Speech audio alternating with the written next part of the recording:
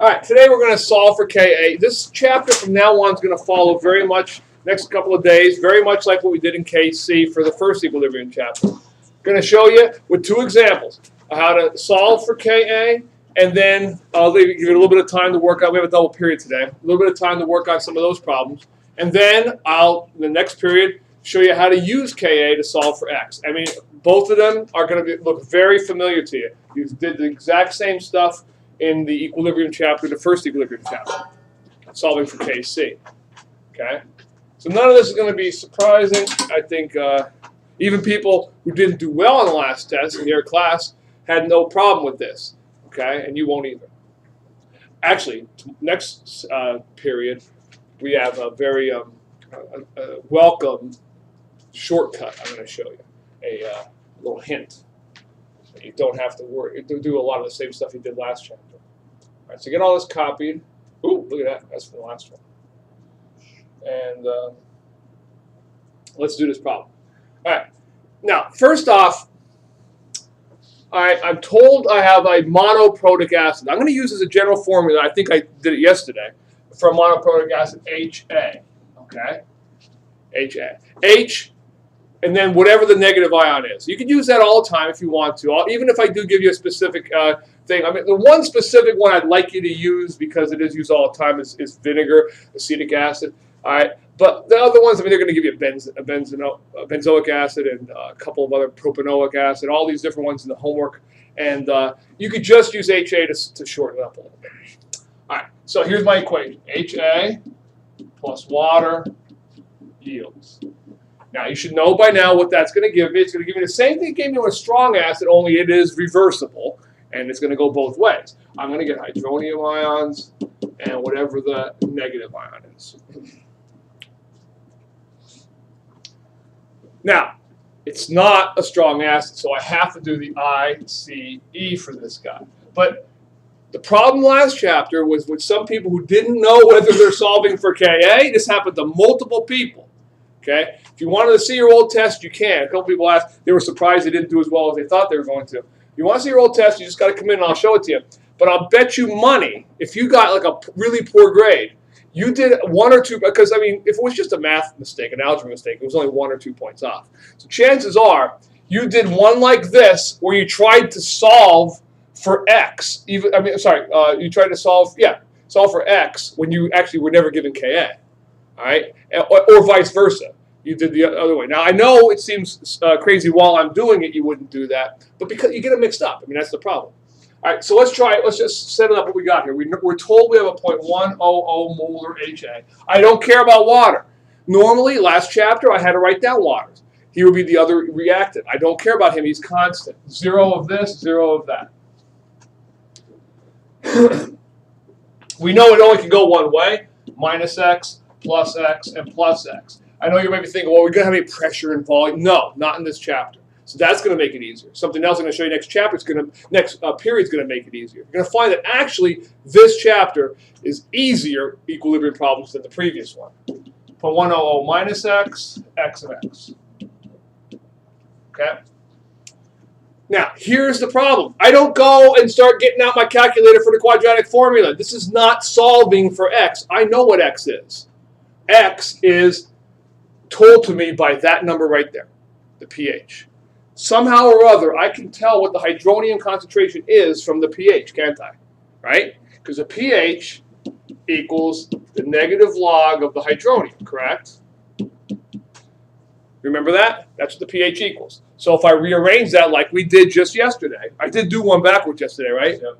So if I rearrange it, the hydronium is going to equal the inverse log of the negative pH, which is the inverse log of negative 1.47. So what's the hydronium ion concentration in this case? Get your calculator out and do it.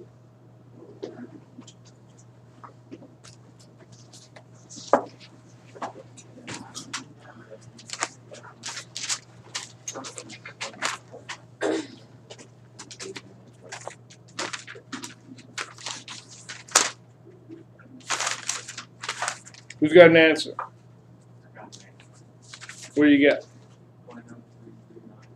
.0339 is, I believe, correct. Okay. Now, I'm solving for Ka. I now know what X is. X is that, there, and here. So I simply plug it into my equation. Here's my equation. Ka equals hydronium, products over reactants, raised to their coefficients, times A over HA. No water included. Don't have to worry about water. So it equals, your hydronium is your X here, your A there, 0.0339 molar, 0.0339 molar, over 0.1 minus 0.0339, which I believe is 0.0661 molar. That makes sense? Do the math for that and see what you get for Ka. What the heck were you yelling about last period? No, we were just kind of. I was actually agreeing with your iPhones. Yeah, I got it. I know. Seems impossible, but.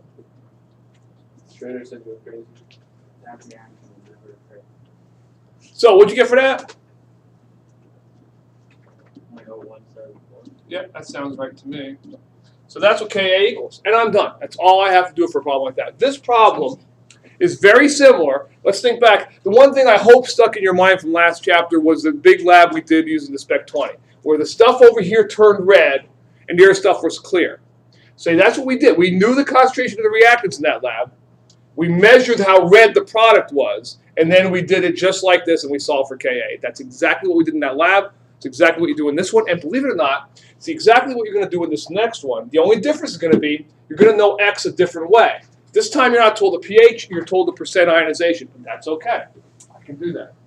All right, so copy that one down. It's the last one I'm going to do for this first period, and then I'll give you time to work on some of those problems.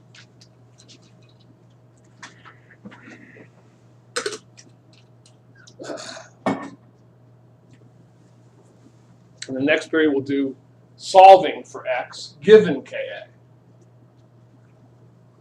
You said those are easy? Well, yeah, there's a trick. Remember, those were the ones that were really a pain, right? Because they had to use the quadratic formula and all that stuff. Yeah. I'm going to show you a simplifying, it's called the simplifying assumption. I'm going to show you a way to do those without the trouble you have with the other ones. Mathematically, I mean, the problem's still the same. It's just that you simplify the math a little bit, the algebra. All right, I'm asking you for two things here. I want you to get Ka and the pH. That's not a problem. All right, one extra little thing in there. All right, let's do this guy. HA plus water yields hydronium plus the negative ion. And again, I don't care if you use it as a generic formula, with the possible exception of vinegar, which when I want you to use it, I'll show you vinegar. Because two reasons for vinegar. One, he's so commonly used as a weak acid, but secondly, his formula is a little weird. And I want to show you. It's not just HCl or HBr or HI. Vinegar is the one that made the light bulb glow really, like. But yeah, right. He was the weak acid that did that. The light bulb. All right, ICE. My initial concentration of HA is 0.0100 molar. 0, 0. Minus X, plus X, and plus X. 0.0100 molar minus X, X, and X. All right. This time, I got to have some other way to know what X is. Okay. The other piece of information I'm given is 4.2% ionized. That means that 4.2% of that 0.01 molar became X. So how would I get 4.2% of 0.01? What am I going to do to get 4.2% of any number? Multiply by 0.042, right? Because 4.2% means 4.2 divided by 100, 4.2 out of 100. So it'll be 0.042 times 0.0100 molar. Now, again, let me just so all you're doing there, for those people who didn't know why I'm doing that. If I wanted, if it said 50%, I'd multiply by 0.5. It wouldn't say 50%. That wouldn't make them a very weak acid. I want it to be a very weak acid. So anyway, do that, you get 0.000420. Is that right? Did I count the right number of zeros? Molar. All right, so that's what X is. That's also what X is here. That's also what X is there. So I rewrite the formula. Ka equals hydronium times the negative ion over HA. So it equals 0.040000420 molar. What can I actually do with that number? It's going to be that times itself. So what can I do? Just put squared on the top, right? Over. Now this one, when I subtract that guy, what do I get? You have to do that for me. I don't think I have it. 0.00958. 0.00958? More.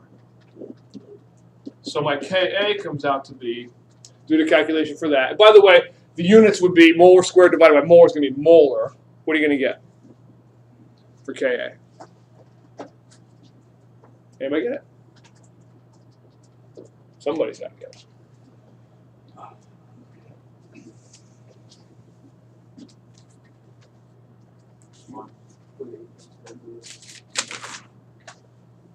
What'd you get? 1.84 times 10 to the what? That's what I got. Negative fifth. That's what I got. Is that good for everybody? All right.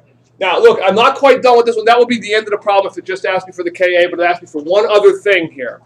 It asked me for the pH. pH is the negative log of the hydronium ion concentration.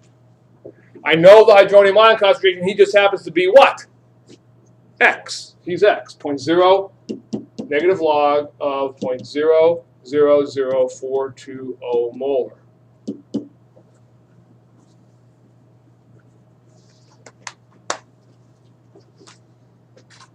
So what is pH? 3.38. 3.38. Now, before I let you start on those problems, I want to point something out to you. Very important that you understand this. This really proves to me, when I asked this question last period, it really proves to me whether you understand it or not.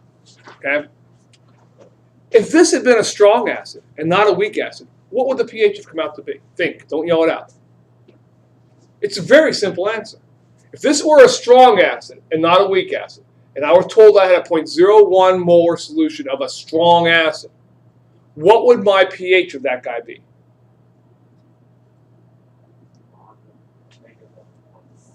Which is very simple in your head.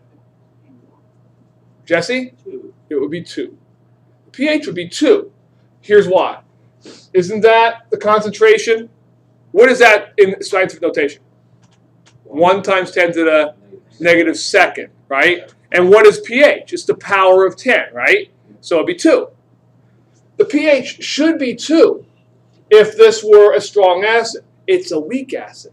It's not as acidic, right? Because remember, say, well, isn't that more acidic? Is that more acidic than this? No. The lower on the scale, all right, the lower the number, the more acidic. The higher the number, less, because 7 is neutral. All right, so this makes complete sense. Only 4.2% of it broke up.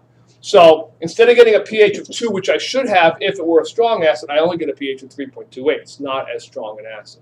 All right, good enough. Now, your homework, I think I have that up on the board here. I don't know, maybe not. No, I don't. Homework was, for tonight's homework was 788, numbers 38 to 41. Page 788, 38 to 41. Put that down for